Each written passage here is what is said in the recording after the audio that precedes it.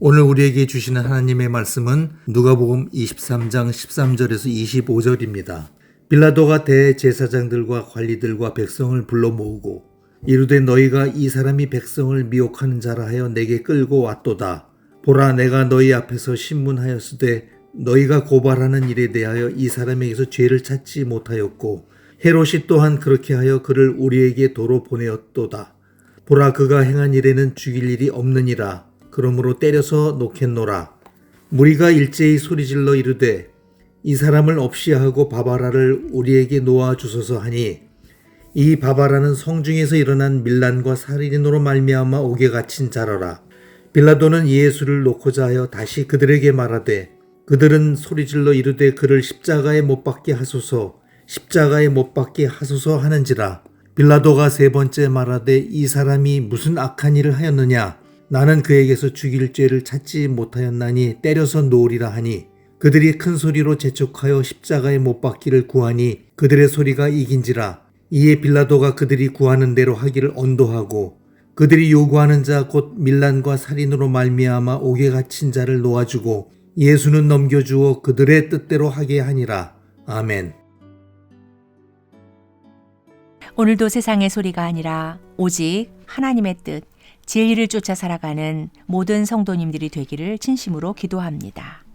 여론이 대세이기에 사실 여부를 떠나 여론몰이들을 합니다. 진위와 상관없이 무조건 큰 소리 내는 사람들이 이기는 세상입니다.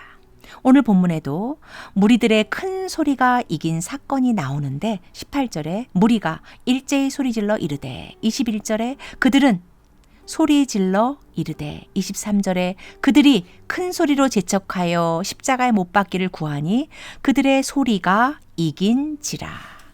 여기서 무리들은 누구입니까?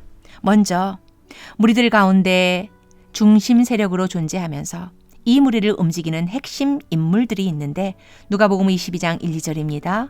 유월절이라 하는 무교절이 다가오매 대제사장들과 서기관들이 예수를 무슨 방도로 죽일까 궁리하니, 가룟 유다로부터 예수를 넘겨받은 무리의 중심 세력인 대제사장들과 서기관들은 예수를 공회로 끌어들여 신문하고 예수가 신성 모독죄를 지었다는 증거가 더 이상 필요 없었기에 예수의 처형을 위해 예수를 유대 총독 빌라도에게 끌고 가서 상소합니다. 하나님을 예배하는 중요한 직무를 맡은 대제사장들과 성경에 능통한 서기관들인데 그들은 왜 이렇게 예수를 죽이려고 했을까요? 그들은 지금껏 자기들이 누리고 있는 이 안정된 지위와 권력을 오랫동안 누려야 하건만 예수가 자신들의 탄탄대로를 방해하며 자신들의 기득권에 위협을 가하고 있으니, 그래서 그들은 예수가 죽일 죄가 있다는 사실적 증거를 찾는 것이 중요한 것이 아니라 어떤 방법으로든 모든 수단을 동원해서 예수를 반드시 죽여야 한다는 자신들의 내면의 소리에만 귀 기울이고 있습니다. 만약 그들이 소송에서 져서 예수님의 무죄가 입증되면 그들이 꾸민 모든 계략은 부메랑이 되어 돌아와 자신들의 신망은 땅에 떨어지고 지금까지 누려왔던 모든 것을 잃게 됩니다. 그래서 그들은 지금 예수를 죽이는 일에 필사적입니다. 그래서 백성들을 돌아봐야 할 위치에 있는 무리의 중심 세력인 이들은 오히려 예수 처형의 목적을 달성하기 위해 불특정 다수인 무리를 여론몰이의 도구로 교묘하게 이용합니다. 그렇다면 예수를 십자가에 못 박으라고 외치는 무리 중 또 다른 이 군중은 누구일까요? 적어도 복음서에는 바리새인과 사두개인 그리고 일부 종교 지도자들 외에 예수에게 조직적으로 저항했던 무리는 없었는데, 오히려 대제사장들과 서기관들이 예수에게 직접 손을 대지 못한 것은 예수를 따르며 추종했던 백성들을 두려워했기 때문입니다. 그런데 예수가 사로잡히고 죽을 위기에 처한 이 시점에서 군중들의 심리에 미묘한 변화가 일어난 것입니다. 예수님을 귀찮게 할 정도로 쫓아다니던 백성들이 여기저기서 큰 소리가 들리며 상황이 뭔가 심상치 않은 분위기로 흘러가자 일부는 침묵으로, 일부는 방관으로, 그리고 다수는 큰 소리 나는 쪽으로 흡수되어 그 소리에 합세합니다.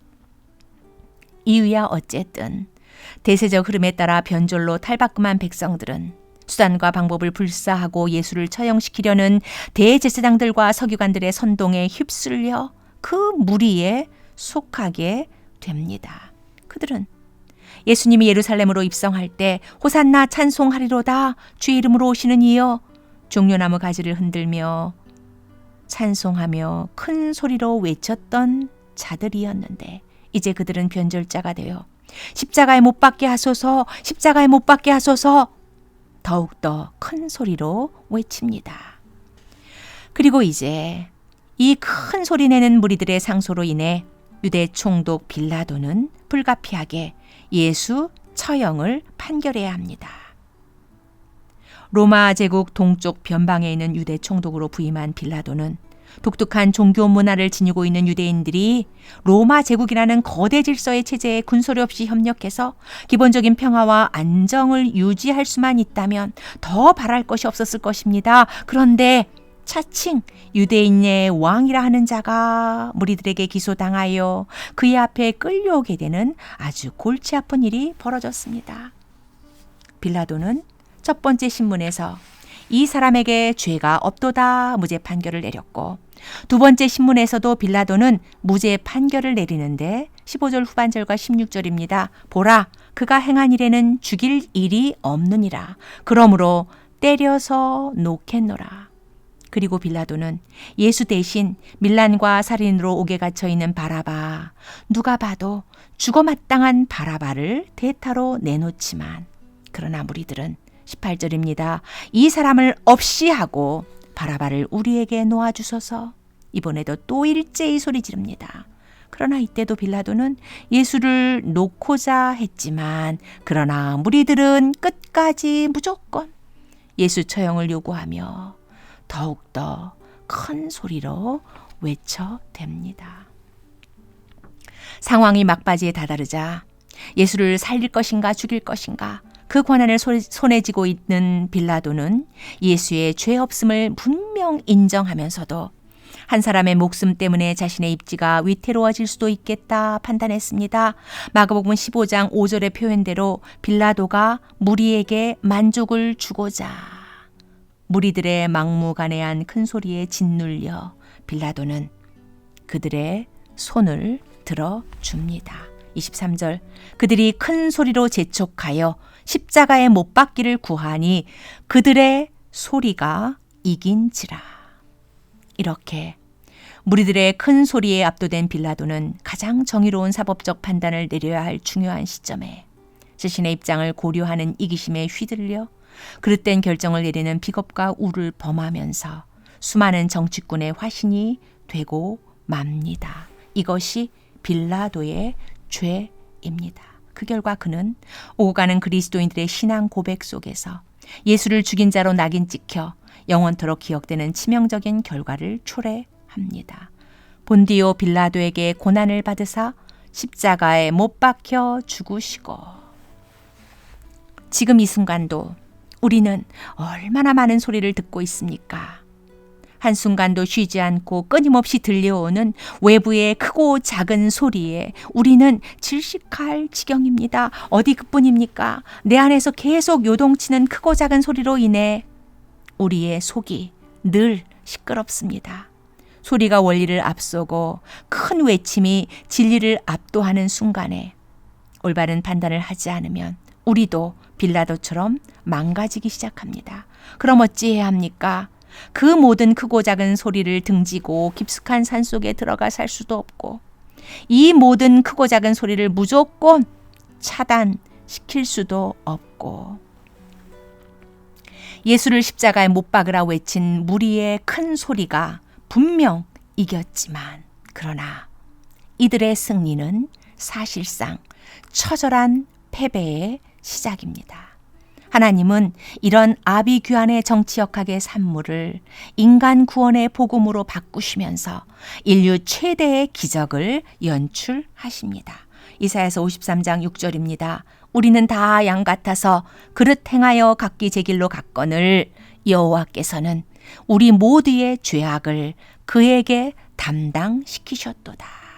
그래서 매 순간 십자가 앞으로 나아가 십자가를 굳게 붙잡고 십자가를 깊이 묵상할 때 끊임없이 들려오는 세상의 소리와 쉬지 않고 외쳐대는 내면의 소리, 특히 진리를 거스리는 죄악된 소리들을 우리는 물리칠 수 있습니다. 그리고 일마다 때마다 십자가 앞으로 나아가 십자가를 굳게 붙잡고 십자가를 깊이 묵상할 때 마침내 진리의 소리를 듣고 진리 따라 진리 편에 서게 됩니다.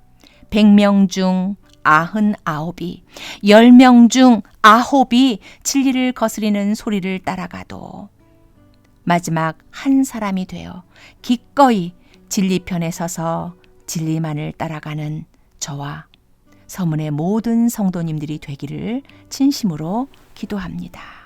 내 뜻대로 되게 하지 마시고 아버지의 뜻대로 되게 하여 주시옵소서. 아멘.